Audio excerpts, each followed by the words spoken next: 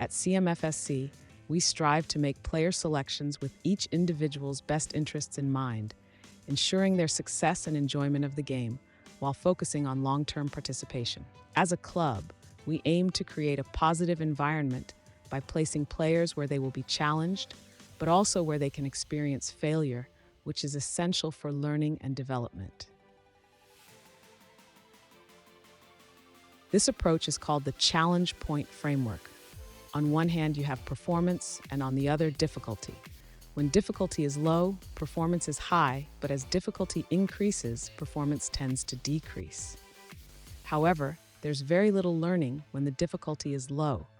As it increases, more learning occurs. If the difficulty becomes too high, very little to no learning happens, and this is known as the punishing phase. Ideally, we find the right balance between success, good performance, and learning, the right amount of failure. Of course, failure only leads to learning if the player has the right mindset, but we'll cover that later. Each age group and gender have an age group head coach, AGHC, who attends practices and games throughout the season to monitor player development. One of their key responsibilities is to make recommendations for player movement during the season. They play a major role in team creation by assessing performance and mindset throughout the entire season, not just during evaluation periods. They are always focused on finding the right balance of success, failure, and enjoyment for each player. When assessing, our technical staff considers 4 main categories, monitored in both training and games. Competitiveness is best described through observable and heard behaviors.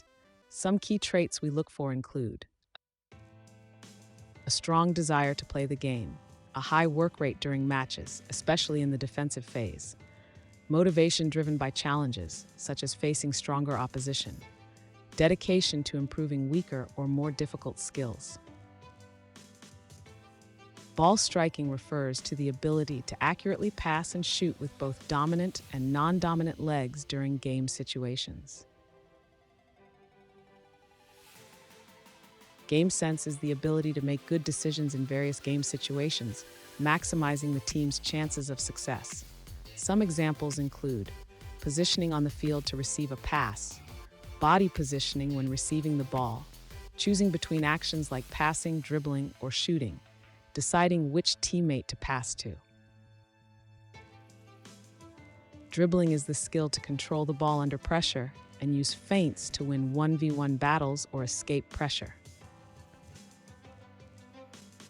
Speed is crucial for both defensive actions like pressing and recovering, as well as attacking situations, such as running behind the opposing backline.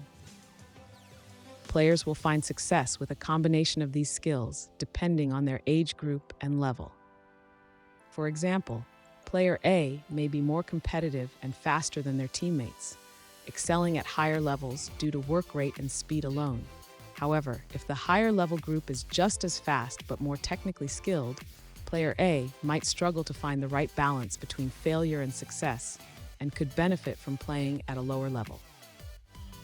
On the other hand, player B may have better ball striking and dribbling ability but lack speed.